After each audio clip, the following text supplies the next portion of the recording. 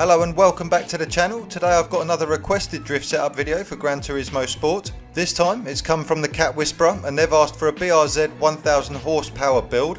Now the Turn 14 BRZ is a car that I've been wanting to do a setup for ages. I did play around with it when it first came out, but it's been a long time since I've really played with the settings on this one. I remember at the time I struggled with it quite a lot, mainly down to the power and feeling like there was too much, and actually detuning it seemed to work better for me back then. And I have to say that hasn't really changed for me now either. However, you've asked for a 1000 horsepower build, so I've done one for you. But equally I'm going to put in a different build as well, which is one that I believe is much better than having all that power. If you are going to use the 1000 horsepower build, I'm going to suggest to you you're going to need a bit of patience, and a little bit of practice is going to go a long way with this one.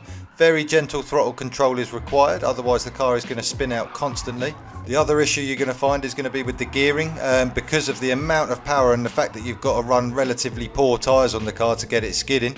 It does like to constantly spin its wheels. You're going to spend more time on the limiter than anything else. I have of course tried to play with the gearing ratios to try and counteract that problem, but the issue is that the higher the speed you put on there, obviously the gearing becomes better, but at the same time the car starts to feel quite sluggish in the corners and just doesn't want to skid that much. The other problem with this car is the downforce. Now I have turned it down as far as I can for both of these builds, but you still tend to find if you get up to around the 100 mph mark, the car likes to stick to the ground rather than sliding. So I found it better suited to some of the smaller tracks, so you're not getting up to those top speeds. So what I'm going to do, I'll give you the 1000 brake horsepower build first, and then straight after that you'll find the other build there as well. Have a go with both of them and see what you think. I'll certainly be using the second one myself. I just find it far more consistent and enjoyable to use. As always, thanks for coming by the channel. If you haven't done so already, please subscribe. I've got videos coming out every single week. Use the comment section to let me know if there's any videos you'd like to see me making, or if there's any specific setups you'd like to see in the future. And leave a like, it makes a huge difference to the videos. Make sure they're seen by a lot more people, and hopefully I can grow my subscribers that way. I'll take you over to the two builds now, where I'll explain a little bit further. So for this 1000 horsepower Turn 10 BRZ build, you will need to spend some mileage points here. You'll have to level up the power to level 4 there and take it up to 97%, which will give you 1006 horsepower. Weight reduction I have dropped all the way down, so take it all the way to level 5 and then drop it down to 87%. Traction control for this build is set to 0. I've put comfort mediums both front and rear. Brake balances remain the same at 0. The ride height there is set to the bottom on both of those at 70 and 70. Natural frequency I've got a 2.2 on the front and 2.15 on the rear. The anti-roll bar is 6 on the back, 5 on the front.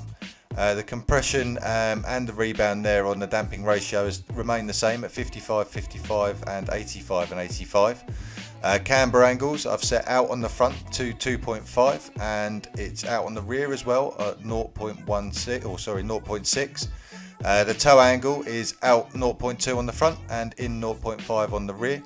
Downforce I've taken all the way down to the bottom at 150 on the front there and 450 on the back. It's a shame it's got it at all. That is kind of what's spoiling this more than anything else, but unfortunately you've got to work with what you've got.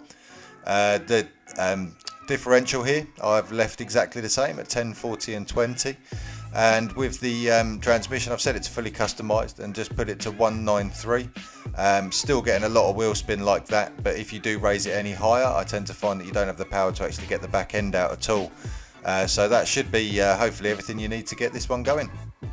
As I said before, this definitely isn't an easy build to get along with, but like I say, give it a go and see how you get on with it. I'll take you over to my favourite build for this car now, and trust me, if you're struggling with this one a little bit, try these other settings. I think you'll enjoy the car a hell of a lot more.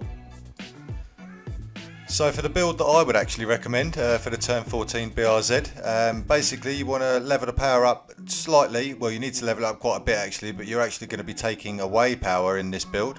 So you want to take it down to 725 brake horsepower, which is 70% of the original power. Weight reduction, you'll also need to take that all the way down there to 87%. Traction control will be left at 0. With the tyres you're going to change over to comfort hards, both front and rear. Brake balance has been left at 0. Much of this stays exactly the same as the other one. So ride height you've got 70 and 70. Natural frequencies 2.2 on the front, 2.15 on the rear. Anti-roll bar is 5 on the front, 6 on the rear again. The compression and rebound I haven't touched. The camber angle is 2.5 on the front and 0.6 on the rear, and the toe angle is out 0.2 on the front and in 0.5 on the rear. Again, downforce, take it as low as you possibly can to get rid of that as much as possible. The differential there, haven't changed at all. And with the gearing here, again fully customized, but this time set it to 174 miles per hour as your maximum speed. And I think you'll find that this build is much more usable and a lot more fun as well. So I hope you enjoy it, and let me know in the comment section if you do. As always, thanks for watching, and I'll see you on the next one.